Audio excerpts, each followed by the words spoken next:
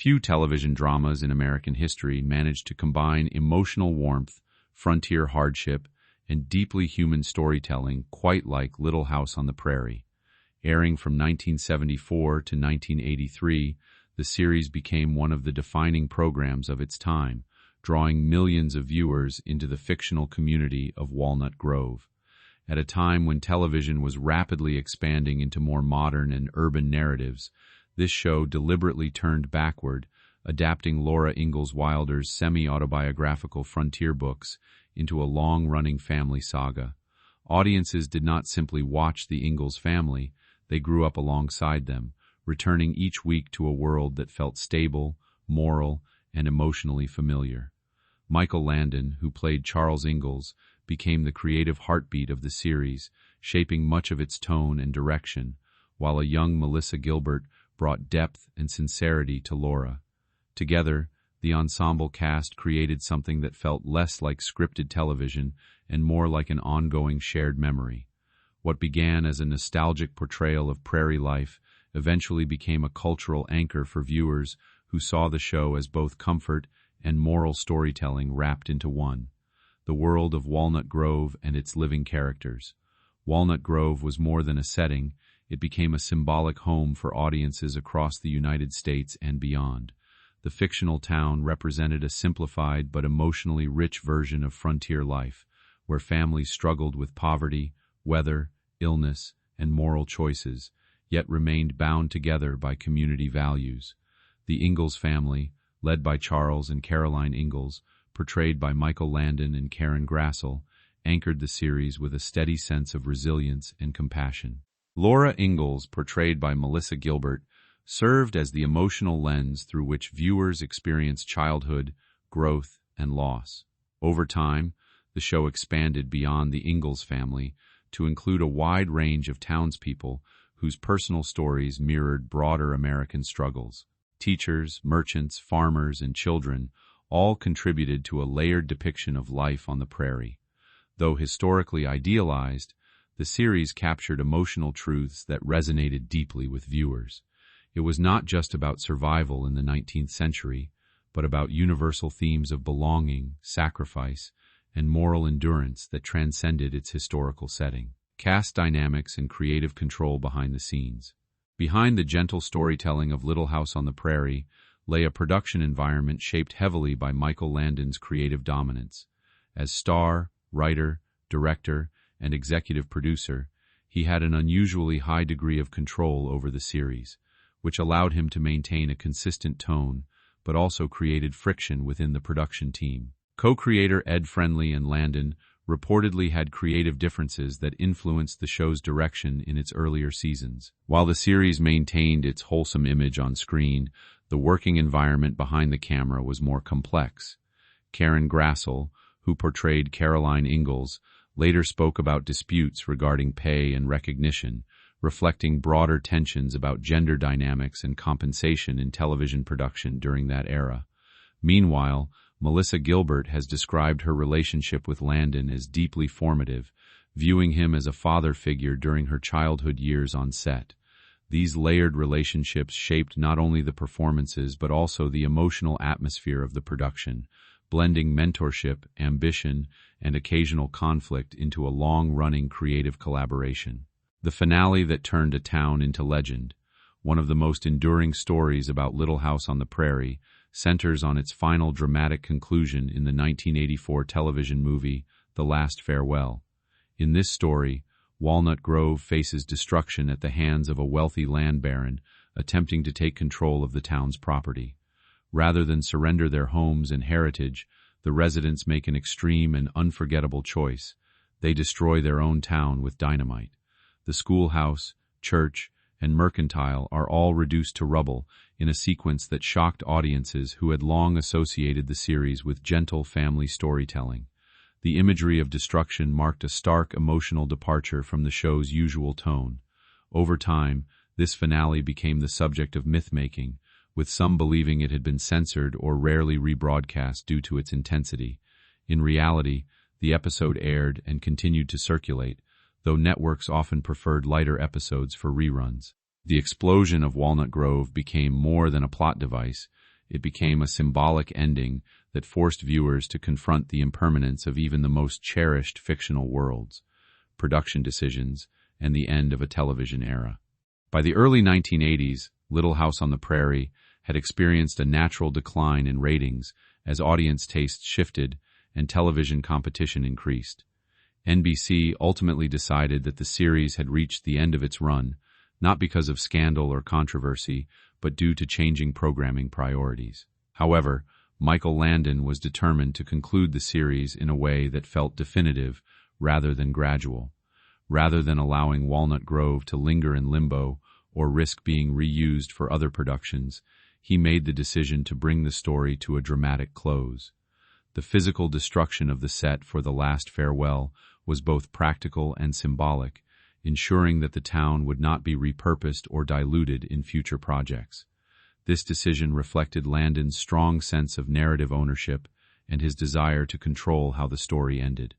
While unusual, it aligned with his broader approach to storytelling, where emotional impact often took precedence over convention. The result was a finale that felt less like cancellation and more like a deliberate artistic statement about endings, memory, and finality, tensions, relationships, and human complexity on set.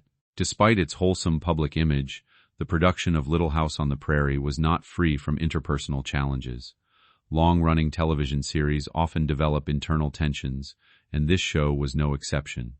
As production continued across nearly a decade, cast members and crew navigated evolving contracts, changing storylines, and shifting power dynamics. Karen Grassel's reported disagreements over salary and recognition highlighted broader industry patterns in which female actors often fought for equitable treatment.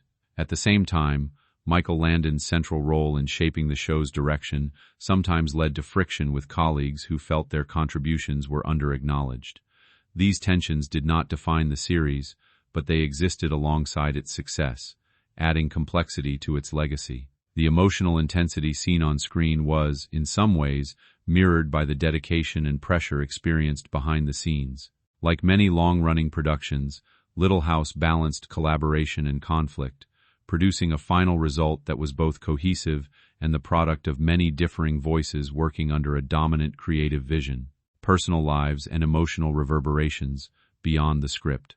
The personal life of Michael Landon also intersected with the production in ways that affected those around him. His extramarital relationship with makeup artist Cindy Clerico became a significant emotional turning point during the later years of the series. For some cast members, particularly Melissa Gilbert, who had viewed Landon as a paternal figure, the revelation caused deep emotional strain and a temporary rupture in their relationship. These personal dynamics added a layer of real-life complexity to a show already known for its emotional storytelling. Over time, however, some of these relationships evolved toward reconciliation, including a partial healing between Landon and Gilbert before his death in 1991. The overlap between personal experience and professional collaboration is not uncommon in long-running television productions, but in this case, it contributed to the mythos surrounding the series.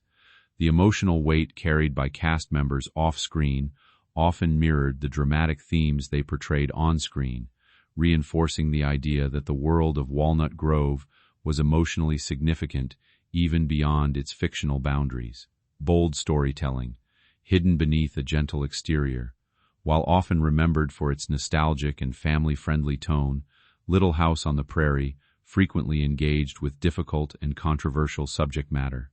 The series did not shy away from exploring themes such as racism, poverty, addiction, disability, and violence, often presenting these issues through emotionally charged episodic narratives. Episodes like Sylvia shocked audiences with their direct portrayal of trauma and danger, while others examined prejudice, illness, and moral conflict within the community.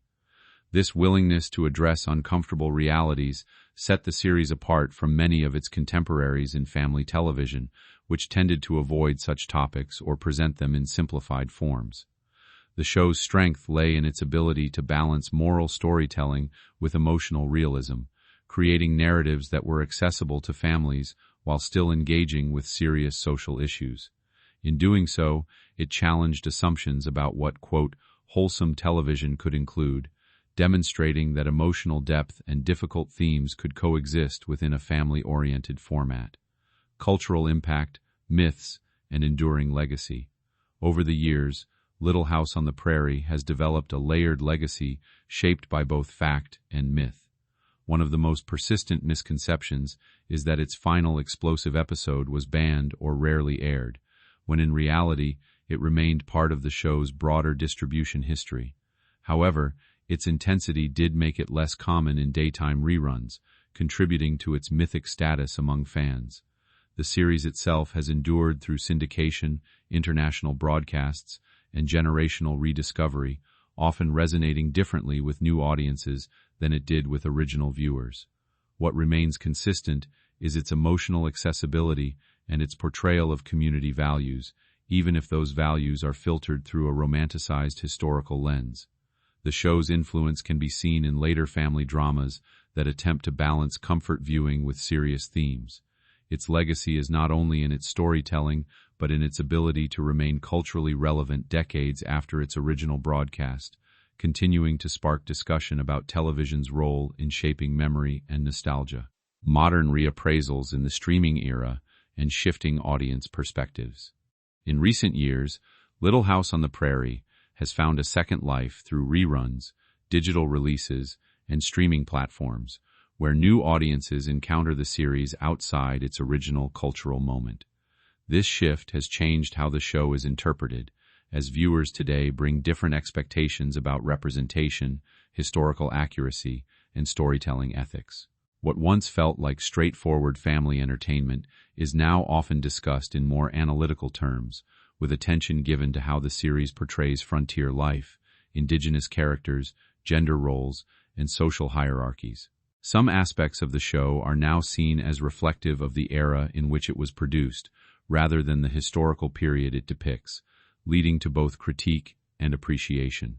At the same time, many viewers still connect strongly with its emotional sincerity, structured storytelling, and emphasis on moral resolution. Streaming access has also allowed episodes to be watched in sequence or revisited selectively, revealing narrative arcs and character development in ways that weekly broadcast schedules never fully permitted. This has deepened appreciation for the show's long-form storytelling design and Michael Landon's consistent creative influence. As cultural conversations evolve, Little House on the Prairie continues to occupy a complex space between nostalgia and critique, remaining a reference point in discussions about how television shapes collective memory across generations. A final reflection on endings, memory, and meaning. Looking back, the story of Little House on the Prairie is as much about its ending as it is about its long run on television. The dramatic destruction of Walnut Grove serves as both literal closure and metaphorical statement about change, impermanence, and storytelling itself. Whether viewed as excessive or profoundly symbolic, the finale ensured that the series would not fade quietly but instead leave a lasting emotional imprint. More than 4 decades later, audiences still revisit the show, not just for nostalgia but for its emotional honesty and its willingness to engage with life's complexities. Its legacy is shaped by both its idealism and its imperfections, reflecting the very human contradictions of the people who created it.